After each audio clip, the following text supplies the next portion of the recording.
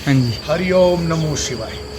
सभी भारतवासियों को बड़े तय हृदय से शुभकामनाएं। जन्माष्टमी के इस शुभ अवसर पर सबके परिवारों में जीवनों में मंगलमय समय आए, सबका जीवन सुखमय और ज्ञानमय होते हुए अपने धर्म का प्रणाम करते हुए जीवन का मुख्य उद्देश्य अपने आध्यात्मिक संबंध को बढ़ाना, अपने जीवन में उस शक्ति का संचार करना जिसका सनातन धर्म से युगों युगांतरों से संबंध स्थापित रहा है। भगवान श्री कृष्ण सब महान आत्माओं का संबंध, सब उस परम ज्ञान का संबंध जो सब में व्यापक है, सब में समाया हुआ है।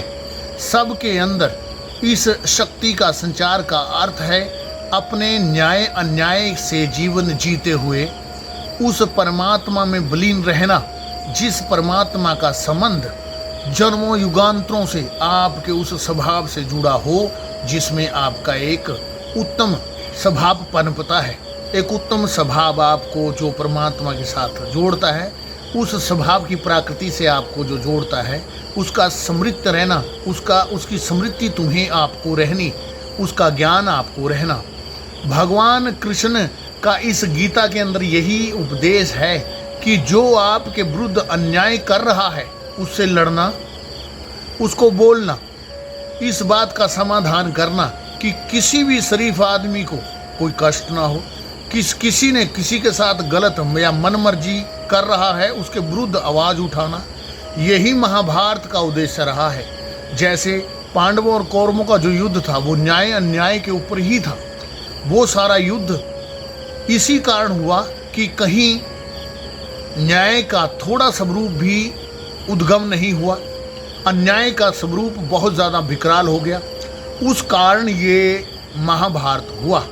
इस कारण सभी भारतवासी इस चीज़ को समझें कि श्री कृष्ण का जो ज्ञान का संबंध है वो ये है कि आप न्याय के विरुद्ध आवाज़ उठाएं, आप भक्ति अपने धर्म कर्म में आस्था रखते हुए इस शक्ति का सृजन करें, अपनी आत्मा में सृजन करें कि हमें न्याय अन्याय के इस समवेश में न्याय का साथ देते हुए जीवन जीना है, जिससे हमारा गहन संबंध हमारे गुरुओं, हमारे पूर्वजों, हमारे पितरों, हमारे सदगुरुओं से रहे कि इस पिछले समय में जो गुरुओं ने बलिदान दिया, जो उन्होंने त्याग किया धर्म के लिए, उसका प्राणायाम हम करें, उसको हम याद रखें और अपने मन मस्तिष्क में स्मृति से जिएं। भगवान कृष्ण का यही उपदेश है कि सभी रूप अपने अंदर धारण करें और वैसे ही सौम्य रूप धारण करते हुए अपने सनातन धर्म के उस प्रबल वेग के स्वभाव को संभाल कर रखें, जिसमें एक शक्ति का उद्गम होता है, एक न्याय का उद्गम होता है, एक सत्य का संबंध स्थापित होता है, सत्य न्याय का संबंध स्थापित होता है। उसके बाद इस ज्ञान को पाते हुए, इस सोच समझ को बूझ को रखते हुए जीवन जिएं। और यही भगवान कृष्ण की प्रेरणा का संबंध है कि आप न्याय अन्याय में अन्याय को के विरुद्ध आवाज़ उठाएं और न्याय के अनुसार आप अपना जीवन जिएं।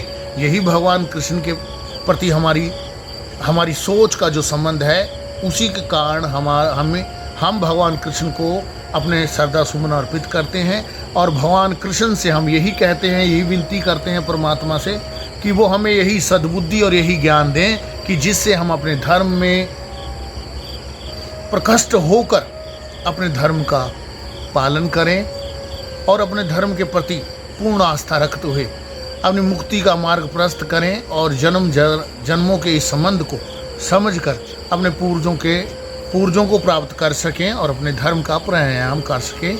जय श्री कृष्ण, जय श्री कृष्ण, जय श्री कृष्ण। पादे यूट्यूब। जय श्री कृष्णा। भक्तों, आपको गुरु जी का विचार कैसा लगा प्लीज़ कमेंट बॉक्स में ज़रूर बताइएगा। और हाँ, आप सभी को जन्माष्टमी की हार्दिक शुभकामनाएं। दोस्तों, मैं अपने धर्म को आगे जितना भी ज़्यादा मतलब कि बढ़ाया जाए उतना बढ़ाइए, और इस गुरु ज्ञान को भी ज़्यादा से ज़्यादा शेयर कीजिए ताकि लोग ज़्यादा से ज़्यादा जागरूक हों और हमारे हिंदू धर्म के साथ जुड़ें और हमारे धर्म को और हमारे भारतवर्ष को आगे बढ़ाएं, अपने महादेव जी के इस ज्ञान को एक्सपेक्ट करें और ज़्यादा से ज़्यादा फैलाएं ताकि हमारे हिंदू धर्म का सुधार हो, ताकि लोगों में ज्ञान भावना ज़्यादा से ज़्यादा आए।